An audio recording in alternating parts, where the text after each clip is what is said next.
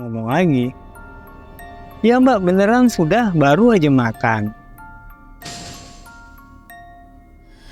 Si Jaya langsung berpikir, wah jangan-jangan Tonang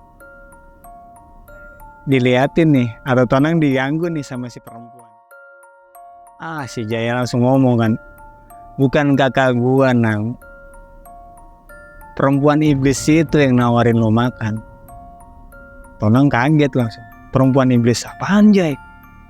Maksud lu apaan sih perempuan iblis? Lantai 2 gitu kan, lantai 2-nya rumah Pak Putra. Secara jelas Mbak Neng ini melihat 3 sosok di situ. Ada 1 orang laki-laki, 2 orang perempuan. Ya, pandangan ini antara Mbak Neng dengan sosok perempuan itu gitu. Lalu seketika si perempuan yang dari rumahnya Pak Putra itu terbang, menghampiri Mbak Neng dan berdiri persis di sudut atau siku tembok, siku pagar rumah tempat Mbak Neng.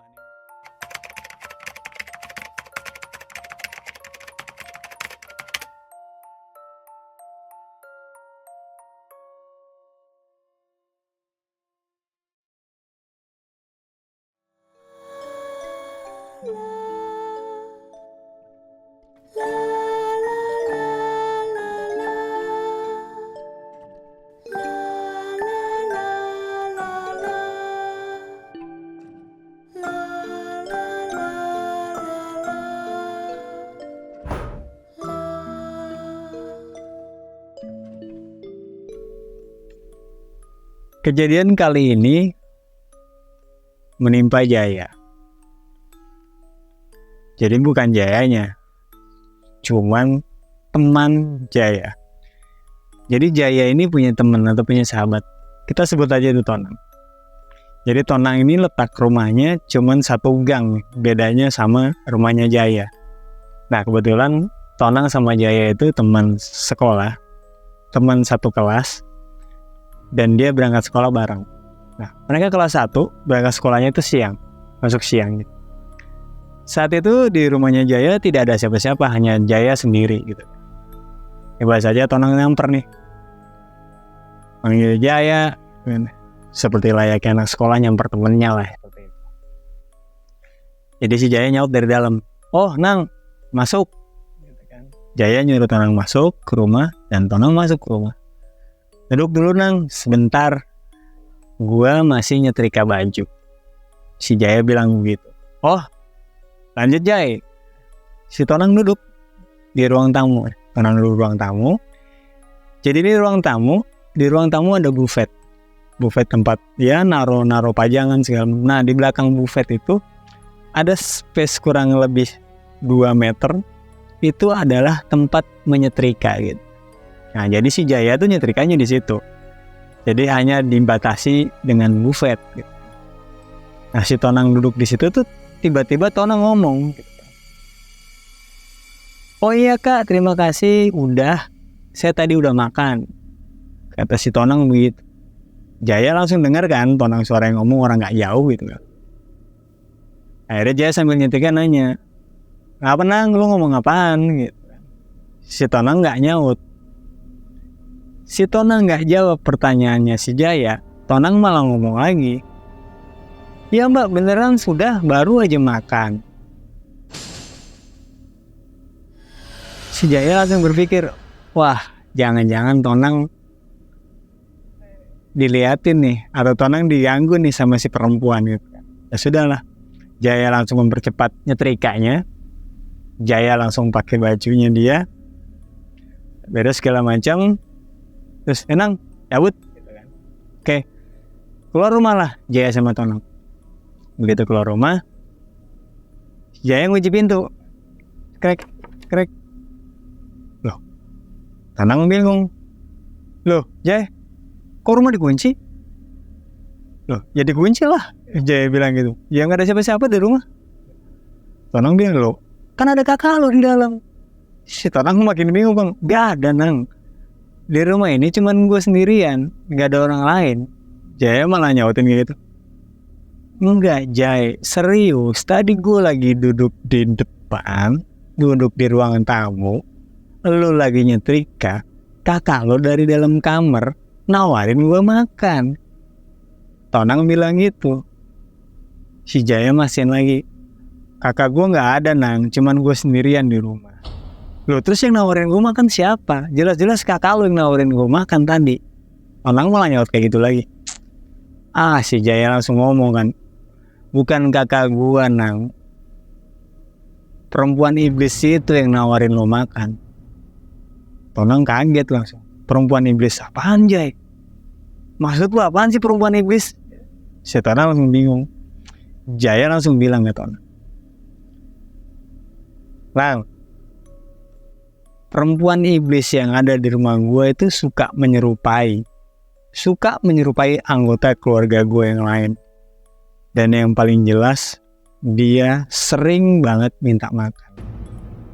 Jadi yang urusannya sama makan-makan ya paling dialah gitu. Jadi maksudnya tadi gue ngobrol sama setan, kata si Tonang gitu. Ya Jaya langsung bilang, ya lo gak usah kaget, siapapun bisa ngelihat setan di rumah gua. Kali ini gangguan gak cuman ada di keluarganya Pak Putra dan anak-anaknya, tapi muncul di pembantu atau ART dari tetangga keluarga Pak Putra. Tetap yang muncul adalah sosok yang identik dari rumahnya Pak Putra dan keluarga. Saat itu sebut aja namanya Mbak Neng lah ya. Jadi Mbak Neng itu sebagai ART di salah satu rumah tetangganya Pak Putra. Yang kalau secara letak rumah itu diagonal. Artinya rumah Pak Putra di sini, rumahnya atau tempat Neng bekerja itu di depan rumah Pak Putra, cuman agak ke kanan, jadi agak serong. Nah, kebetulan tempat Neng kerja itu 2 lantai, sama dengan rumahnya Pak Putra. Hanya saja lantai keduanya rumah tempat Neng bekerja ini itu studio musik bagian depannya, dan dindingnya sebagian besar kaca. Saat itu malam Sabtu kejadian. Jadi malam Sabtu itu keluarganya Pak Putra ini semua lagi pada pulang kampung ke Cirebon. Nah, tinggal Jaya sama Bara di Jumat sore ya. Jumat sore Jaya sama Bara. Jadi Jaya sama Bara ini begitu ditinggal keluarganya ke Cirebon, mereka berpikir kayaknya nggak aman lah ya. Akhirnya Jaya ngomong ke Bara, Kak, sepertinya kita nggak aman nih kalau kita di rumah aja berdua. Terus Bara juga nyaut, iya juga sih, rada risih kalau kita berduaan aja di rumah. Terus Jaya bilang, kita nginep aja yuk di rumah teman kita masing-masing. Wah, mendengar ide itu ya Bara juga boleh lah yuk. Nanti tinggal besok pagi kita baru pulang. Oh ya sudah, kalau kayak gitu. Jadi Jumat sore itu Jaya sama Bara pergilah ke rumah teman mereka masing-masing untuk menginap. Misalnya untuk menginap 1 malam dan besok paginya pulang. Nah, si Bara sama Jaya ini udah pergilah. Artinya rumahnya Pak Putra ini, keluarga Pak Putra kosong. Nah, tinggal si Neng ini masih bekerja lah. Di situ namanya ART, dia nginep di situ, tinggal di situ gitu. Anak dari majikannya atau yang mempekerjakan si Neng ini biasa latihan band kalau malam, latihan musik di studio pribadinya mereka gitu. Nah, latihannya per kapan sih? Biasanya malam Sabtu dan malam Minggu latihan. Rutinitas Neng ini, studionya habis dipakai untuk latihan band, biasanya Neng langsung merapikan, bersihkan tempat studio latihannya, biar paginya juga udah langsung rapi, dan pada saat anak bosnya itu pengen latihan lagi ya tempat atau studionya itu udah rapi.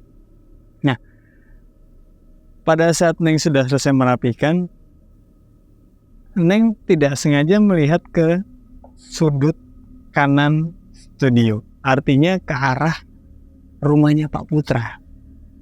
Ke arah rumahnya Pak Putra yang secara sejajar yang dilihat adalah lantai 2. Gitu kan, lantai 2-nya rumah Pak Putra. secara jelas Mbak Neng ini melihat 3 sosok di situ. Ada 1 orang laki-laki, 2 orang perempuan. Ya, tampilannya seperti biasa, normalnya layaknya manusia gitu kan. Mereka ngobrol asik ketawa ke TV gitu kan. Akhirnya Mbak Neng ini berpikir, waduh Mas Jaya, mentang-mentang ibunya nggak ada nih katanya. Ya sudah, Neng langsung membersihkan atau membereskan studionya dan tinggal turun gitu. Nah, pagi Mbak Neng ini biasa nyapu halaman. Nah, pada saat Jaya pulang dari rumah temennya, langsung ditegur sama Mbak Neng. Jadi Mbak Neng langsung tegur Jaya. Mas Jaya, bisa aja nih, kata Mbak Neng itu. Loh, kenapa Mbak? Ditanya sama Jaya. Iya, mentang-mentang ibu sama bapak nggak ada, rumah lagi kosong, bawa-bawa teman perempuan ke rumah. Loh, kapan Mbak?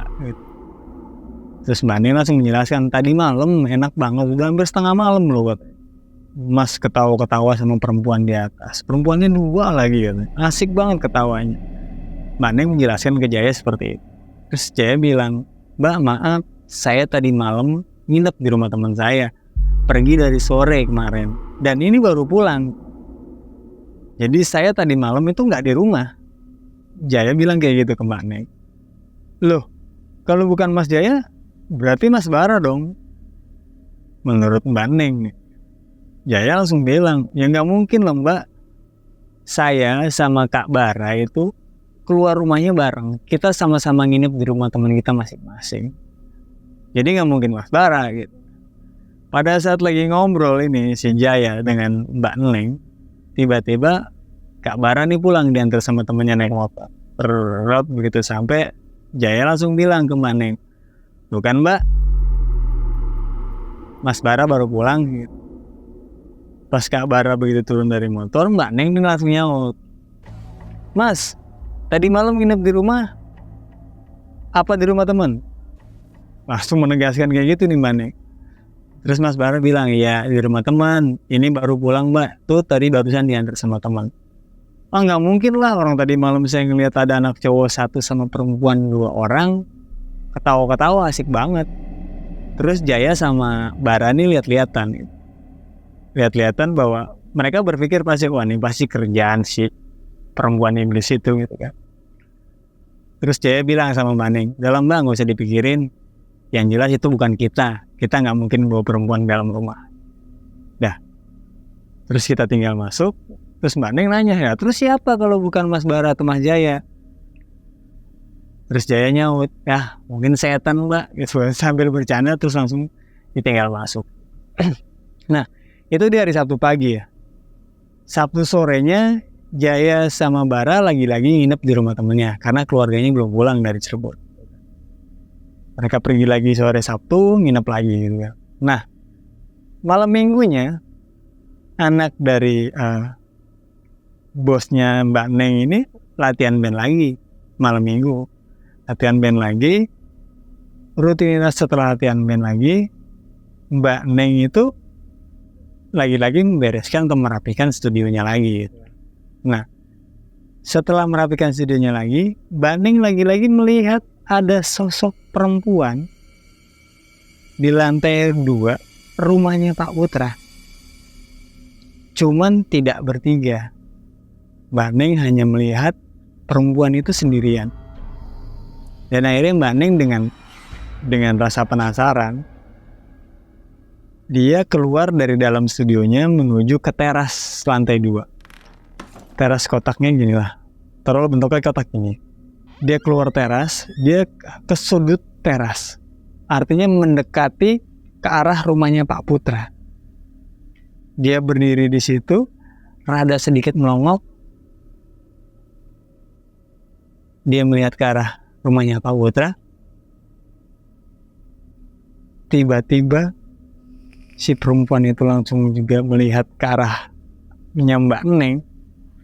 Jadi sama-sama pandang-pandangan ini antara Mbak Neng dengan sosok perempuan itu gitu. Lalu seketika si perempuan yang dari rumahnya Pak Putra itu terbang, menghampiri Mbak Neng dan berdiri persis di sudut atau siku tembok, siku pagar rumah eh, tempat Mbak Neng bekerja itu, dan terbang menggantung di atas pagar tersebut. Persis mungkin hanya setengah meter dari Mbak Neng berdiri melihat si makhluk tersebut. Akhirnya Mbak Neng itu melihat jelas makhluk tersebut. Mbak Neng gak sempet menyampaikan bahwa makhluk itu seperti apa bentukannya. Yang jelas dia langsung pergi lari turun ke bawah dan ngebangunin bosnya, dan dia minta resign saat itu juga. Dia minta keluar bekerja dan minta berhenti bekerja saat itu juga, dan dia pergi dari rumah itu saat itu juga malam hari. Jadi si iblis ini sampai mengganggu orang lain, bukan dari anggota keluarganya Pak Putra, sampai membuat orang itu kehilangan pekerjaannya. Bayangin, iblis sejahil apa, sejahat apa dia. Memang brengsek sih.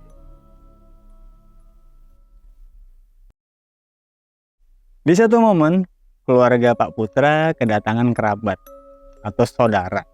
Jadi kedatangan seorang adik dari Pak Putra. Kalau anak-anaknya Pak Putra itu manggilnya mama. Kalau di Cirebon mama itu paman lah ya. Jadi kita sebut aja paman atau mama gitu ya. Jadi si mama ini atau si paman ini kita sebut aja biar enak, namanya Mak Diding gitu ya, atau Mama Diding. Jadi Mama Diding ini datang nengok atau jenguk keluarganya Pak Putra, di samping juga nganter anaknya untuk ikut atau apa ya, anaknya Mama ini namanya Bayu. Jadi dia tuh nganter Bayu ke situ untuk nitipin ke Pak Putra. Jadi nitipin ke Pak Putra biar Bayu itu cari kerja di daerah Bekasi. Jadi Bayu tuh baru datang dari Cirebon sama mama gitu. Singkat cerita ngobrol segala macam gitu kan. Nah, di momen itu juga kakak pertama itu atau anak pertama dari Pak Putra yang namanya Wulan mau mendekati masa nikah ya, mau nikah gitu. Jadi pada saat mau nikah, beliau itu atau Mbak Wulan itu banyak bertanya tentang, Mak, udah pengen nikah, Wulan pengen semuanya dilancarin, dikasih sehat, tanpa ada halangan segala macam apapun gitu kan. Terus mama bilang, ya sholat lah yang benar, sholat, hajatnya dijalanin, tahajudnya dijalanin segala macam. Mama menyarankan itu ke Wulan. Ya Wulan tanya, Mak, zikir dan doanya kira-kira apa aja biar Wulan tuh nggak salah, atau biar berdoanya tepat segala macam. Akhirnya mama tuh kasih tahu ke Wulan, bahasa doanya ini, zikirannya ini, berapa kali segala macam. Semua ditulis sama Wulan gitu. Setelah semuanya selesai, ya lanjutlah mereka ngobrol seperti biasa. Masuk waktu malam, Mama, Bayu, Bara, Jaya, mereka milih tidur di ruang keluarga karena lebih nyaman ya kan. Kalau mama bilang enak tidurnya dikelonin sama TV, jadi sambil nonton TV sambil tidur lah. Lantas lama-lama ketiduran lah, kita semua berempat ketiduran. Nah, di waktu tidur itu mungkin mama sayup lah ya, bukan sayup, kayak remang-remang melek gitu ya, kayak kebangun di tengah malam. Pada saat dia ngerasa kebangun, kok aneh gitu, kok ada sosok perempuan lah jelasnya, pakai mukena lengkap. Dia sholat, tapi posisi sholat itu nyolatin paman. Dan paman mikir, ini kurang ajar ini si Wulan, kok saya disolatin gitu. Ya tapi ya saking kasihan sama ponakannya, dia nggak mau tegur ponakannya saat itu. Dia diemin aja sama mama itu, sama paman. Masuk ke waktu pagi. Jadi Mama Diding ini sama Pak Putra lanjut ngopi-ngopi santai pagi hari. Pada saat mereka ngopi santai, Wulan ini datang lagi gitu kan. Datang nemuin Mama Diding lagi. Wulan nanya lagi, Mak, Wulan pengen tanya dong, susunan doanya begini nggak urutan bacanya? Jumlah zikirnya segini nggak biar tepat? Terus Mama Diding nengok ke Wulan. Loh kok kamu nanya lagi? Tadi malam kamu sholat bacanya apa? Ditanya sama Mama ke Wulan kan. Wulan ngomong, loh Mak, Wulan belum sholat. Nih Wulan baru nulis tadi malam. Jumlahnya, urutan doanya, mana yang lebih dulu, jumlah zikirnya. Nih Wulan tulis, makanya Wulan mastiin lagi nih ke Mama. Insya Allah nanti malam kah, besok lusa kah, Wulan baru mau sholat. Mama langsung, loh tadi malam tuh ada yang nyolatin Mama. Mama pikir itu kamu, Wulan katanya. Wulan langsung, enggak Mak, Wulan tidur tadi malam. Wulan nggak sholat tahajud, nggak sholat hajat tadi malam, enggak. Wah langsung bingung kan. Waduh, jangan-jangan sosok ini nih yang ganggu, kata si Wulan. Terus akhirnya Mama, ya sudahlah, biarin. Nah, santai ngobrol-ngobrol, masuk waktu siang, zuhur. Nah, di waktu zuhur itu kondisi cuaca panas, lagi panas-panasnya gitu. Dan Mama itu manggil Jaya.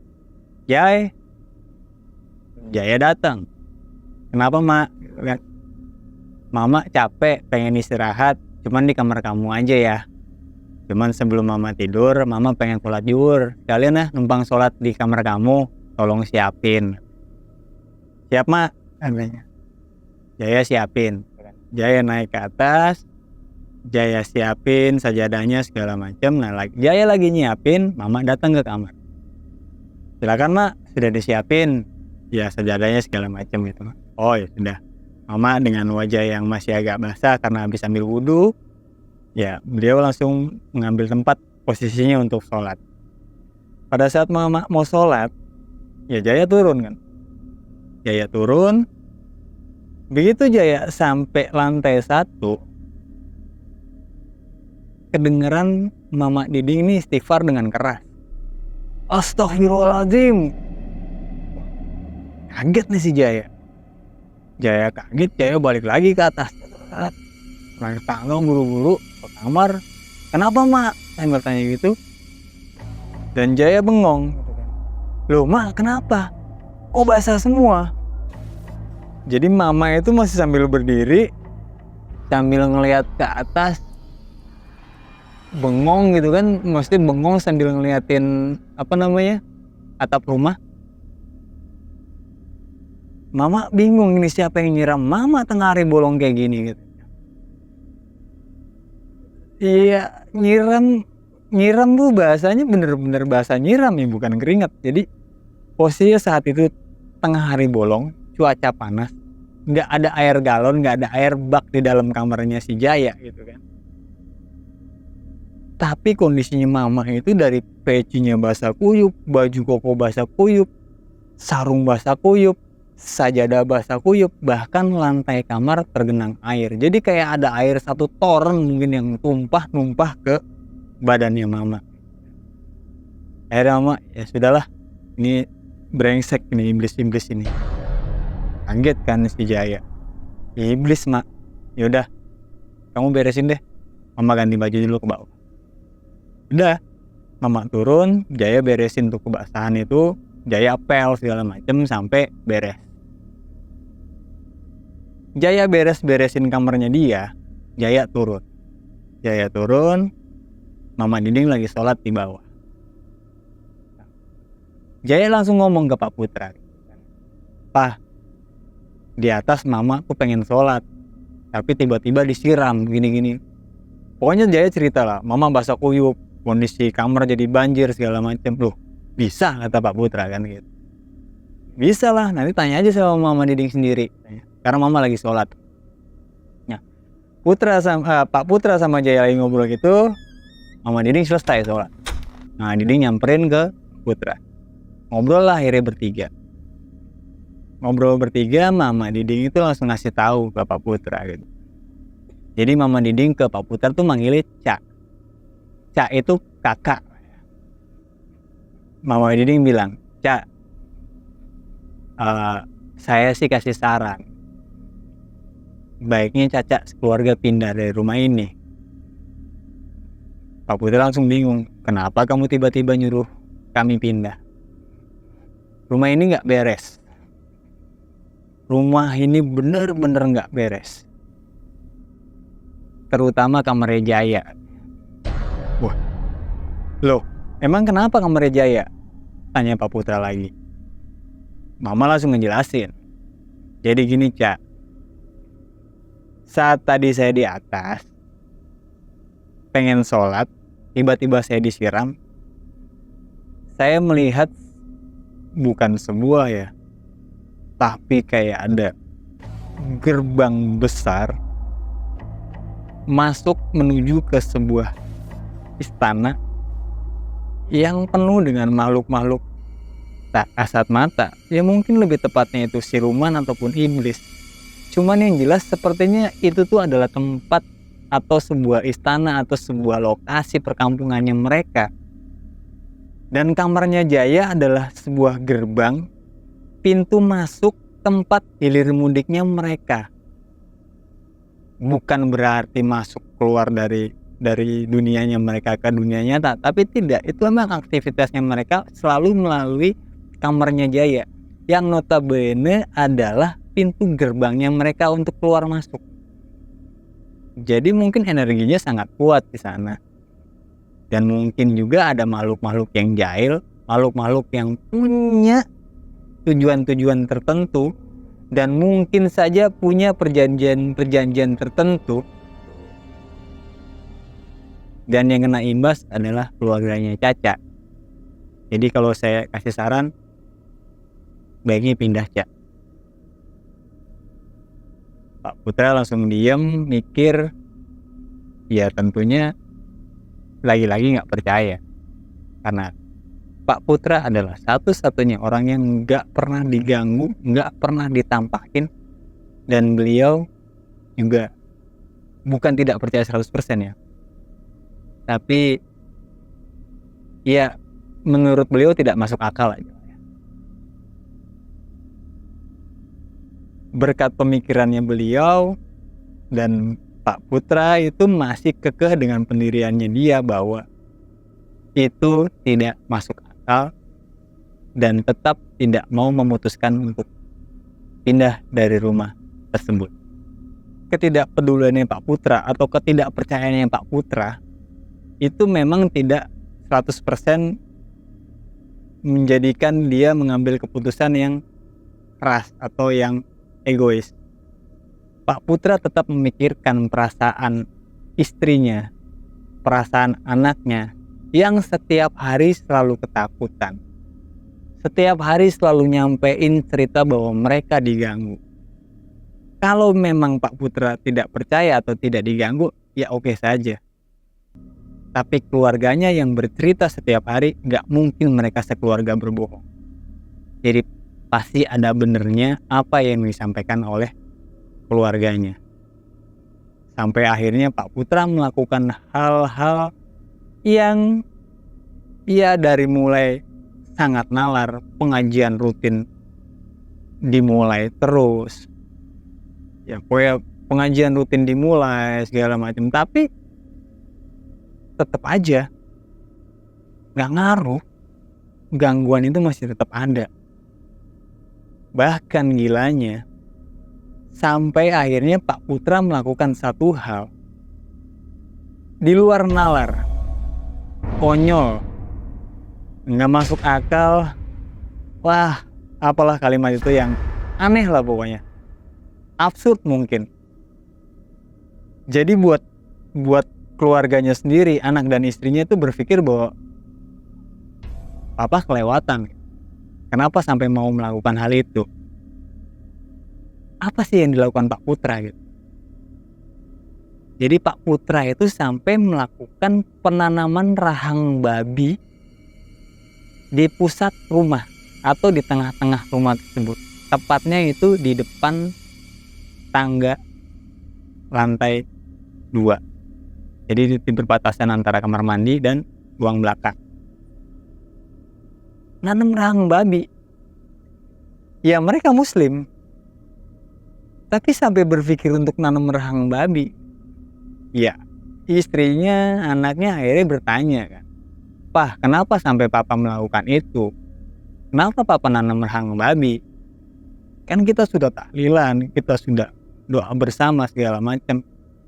Akhirnya Pak Putra bilang, "Kita sudah baca doa, kita sudah yasinan, kita sudah pengajian, apapun kita lakukan. Tapi kalian tetap diganggu." Akhirnya istri dan anak-anaknya tanya, "Pah, kenapa papa melakukan ini? Kita muslim, Pak.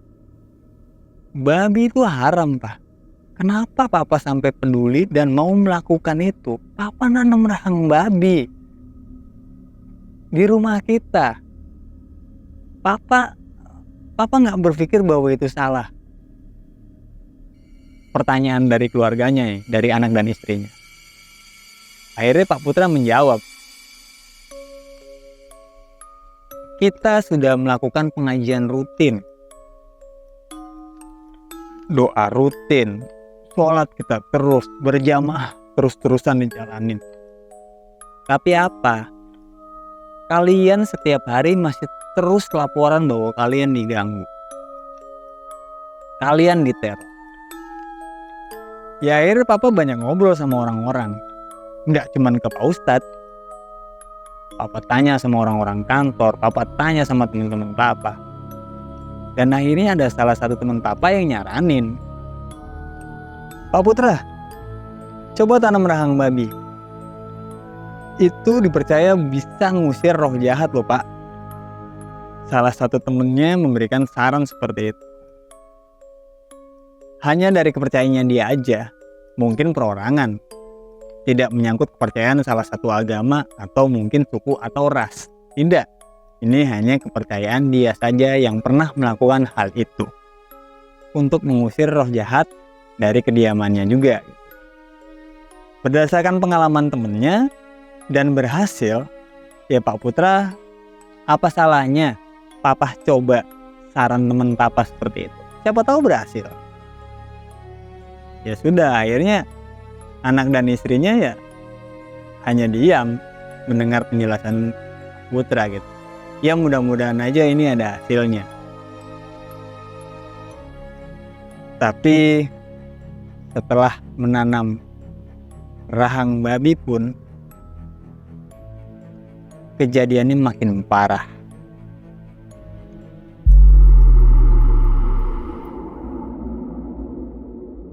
Di part selanjutnya. Nah, dari pusat cahaya terang itu muncul sosok orang tua. Seorang kakek sebut saja. Kakek itu muncul dan wujudnya menyerupai kakeknya Jaya. "Ikut. Kamu harus ikut. Ikut. Kamu harus ikut." Jadi ucapan "kamu harus ikut itu terus terlontar dari mulut si perempuan. Assalamualaikumnya nggak jelas, kedengaran "Waalaikum" seperti itu. Ternyata Atu pulang, si bungsu pulang. Atu pulang, termasuk ibu lagi-lagi bilang, "Tuh, kamu langsung makan aja ya. Habis makan, siap-siap." Dewi langsung ke dapur, ambil makan, pindah, duduk di samping Atu. Jadi posisinya di sini Jaya, di sini Atu, di sini Dewi. Jaya makan lebih dulu, selesai lebih dulu.